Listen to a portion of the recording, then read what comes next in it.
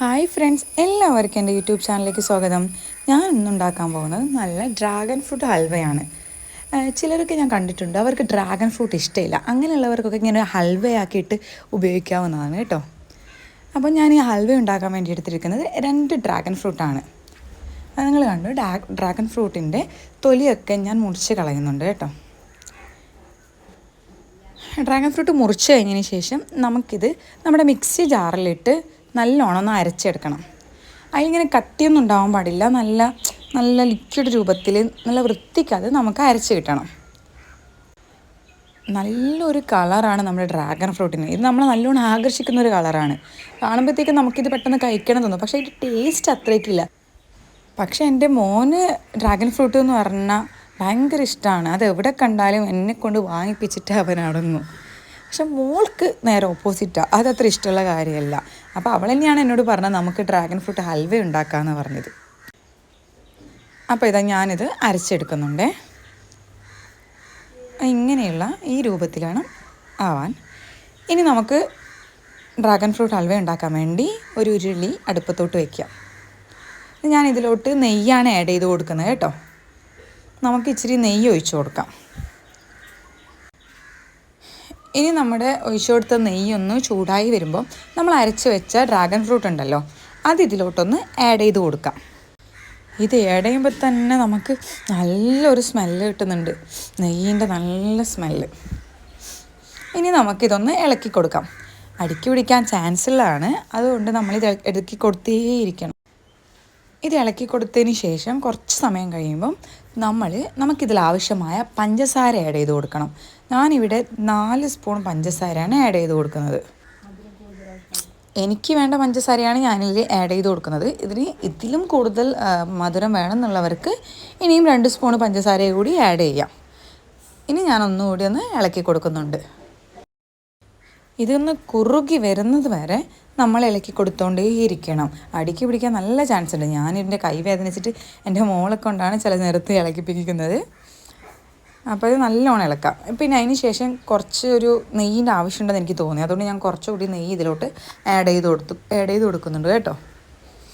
എന്നിട്ട് ഞാൻ ഇളക്കി കൊടുക്കുന്നുണ്ട്. ഞാനിനി ഇത് ഇളക്കുന്നത് തുടർന്നുകൊണ്ടേ ഇരിക്കുന്നുണ്ട് കേട്ടോ. നിങ്ങളിതിങ്ങനെ വെച്ചിട്ടൊന്നും പോകരുത് നിങ്ങൾ ഉണ്ടാക്കുന്നുണ്ടെങ്കിൽ. കാരണം എന്താ വെച്ചാൽ പിന്നെ കരിഞ്ഞ് ഒന്നുമില്ലാത്ത പോലെ ഇരിക്കും. നമ്മളിത് ഇളക്കണം, നന്നായിട്ട് കുറുകി വരുന്നത് വരെ ഇത് ഇളക്കണം. ഈ ഹൽവ ഉണ്ടാക്കുമ്പോൾ നമ്മുടെ മെയിൻ പരിപാടി എന്ന് പറയുന്നത് ഈ ഇളക്കിക്കൊണ്ടിരിക്കൽ തന്നെയാണ്. ഇതിപ്പം ഏകദേശം കുറച്ചൊന്ന് കുറുകി വരുന്നുണ്ട്. ഇത്ര കുറുകിയത് പോരാ, ഇനിയും നന്നായിട്ട് ഇത് കട്ടിയായിട്ട് വരണം കേട്ടോ. പിന്നെ നിങ്ങളിത് എന്തായാലും ഉണ്ടാക്കി നോക്കണം. ഒരു വെറൈറ്റി ഹൽവയല്ലേ, നമ്മളെല്ലാ ഹൽവയും കഴിച്ച് മടുത്തവരല്ലേ. അപ്പം നമുക്ക് വീട്ടിൽ തന്നെ ഇത് ഉണ്ടാക്കാൻ പറ്റുന്നതാണല്ലോ. ഇതിപ്പോൾ ഏകദേശം കുറുകി വന്നിട്ടുണ്ട്. ഇതിലേക്ക് നമുക്കിനി ആഡ് ചെയ്ത് കൊടുക്കേണ്ട കോൺഫ്ലോർ ഇല്ലേ, ആ കോൺഫ്ലോർ നമ്മൾ കുറച്ചൊരു വെള്ളം ഒഴിച്ചിട്ട് മിക്സ് ചെയ്യുക. അപ്പോൾ ഒരു കോൺഫ്ലോറിൻ്റെ വെള്ളം കിട്ടും. അത് നമ്മൾ ഇതിലോട്ട് ആഡ് ചെയ്ത് കൊടുക്കണം. ഞാൻ 3 സ്പൂൺ കോൺഫ്ലോറും പിന്നെ അതിലോട്ട് കുറച്ച് വെള്ളമാണ് ഒഴിച്ചു കൊടുത്തത്. അത് രണ്ടും മിക്സ് ചെയ്തിട്ടാണ് നമ്മൾ ഈ കുറുകിയിരിക്കുന്ന നമ്മുടെ ഡ്രാഗൺ ഫ്രൂട്ടിൻ്റെ ഹൽവ ആവുന്ന ഒരു മിശ്രിതമില്ലേ, അതിലോട്ട് ആഡ് ചെയ്ത് കൊടുക്കുന്നത്. ഇനി നല്ലോണം ഒന്ന് ഇളക്കി കൊടുക്കാം. ഇനി നമ്മൾ നല്ലോണം ശ്രദ്ധിക്കണം, കാരണം അടുക്കി പിടിക്കാൻ കൂടുതൽ ചാൻസ് ഉണ്ട് ഇപ്പം. കാരണം ഇത് നല്ല കുറുകി. ഇത് ഇളക്കിക്കൊണ്ടിരിക്കുമ്പോൾ തന്നെ ഞാൻ അപ്പുറത്തെ അടുപ്പിൽ നമ്മുടെ അണ്ടിപ്പരിപ്പും ഏലക്കയും മുന്തിരിയും നമ്മുടെ ഒരു പാത്രത്തിൽ വറുത്തെടുക്കുന്നുണ്ട്. നമുക്കതിൽ ആഡ് ചെയ്ത് കൊടുക്കേണ്ടതാണ്. അങ്ങനെ നമ്മുടെ അണ്ടിപ്പരിപ്പിൻ്റെ വറുത്തെടുക്കാനുള്ള പാത്രം ചൂടായപ്പോൾ ഞാൻ അതിലോട്ട് കുറച്ച് നെയ്യ് ഒഴിച്ചു കൊടുത്തു. ഇനി നമ്മളെടുത്ത് വെച്ച അണ്ടിപ്പരിപ്പ്, ഏലക്ക പിന്നെ മുന്തിരിയും കൂടി ആഡ് ചെയ്ത് വറക്കുന്നുണ്ട്.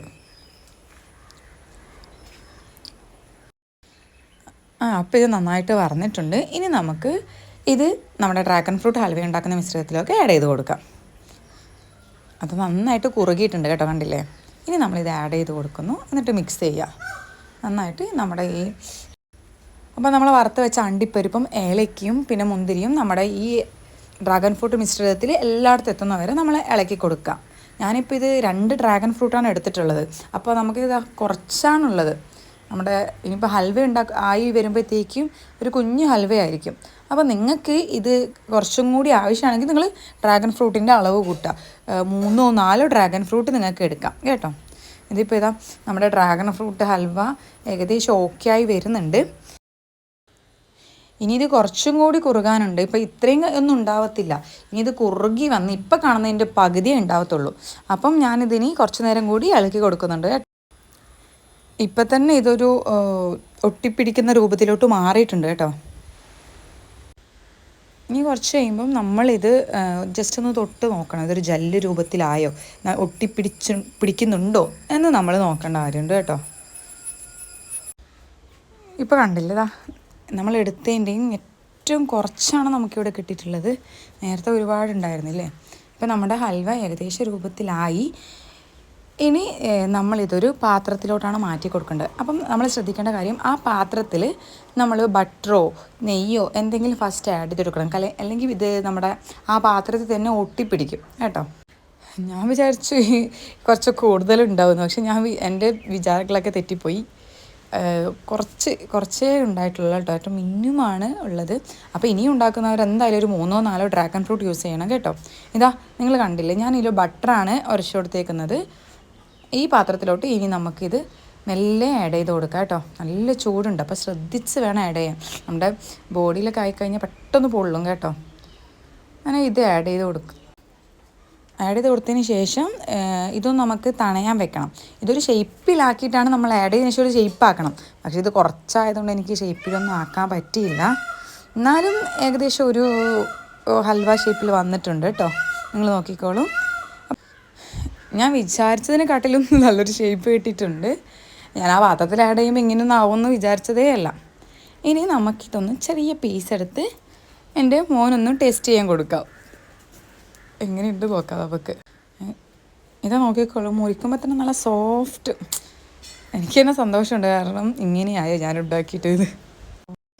ഇത് ഞാൻ എൻ്റെ മകന് ടെസ്റ്റ് ചെയ്യാൻ കൊടുക്കുന്നുണ്ട്. അവൻ്റെ എക്സ്പ്രഷൻ നിങ്ങൾക്ക് തന്നെ കാണാം. അതുപോലെ എൻ്റെ ഈ വീഡിയോ നിങ്ങൾക്ക് ഇഷ്ടപ്പെട്ടാൽ ലൈക്ക് ചെയ്യുക, കമൻറ്റ് ചെയ്യുക, ഷെയർ ചെയ്യുക. Super, by.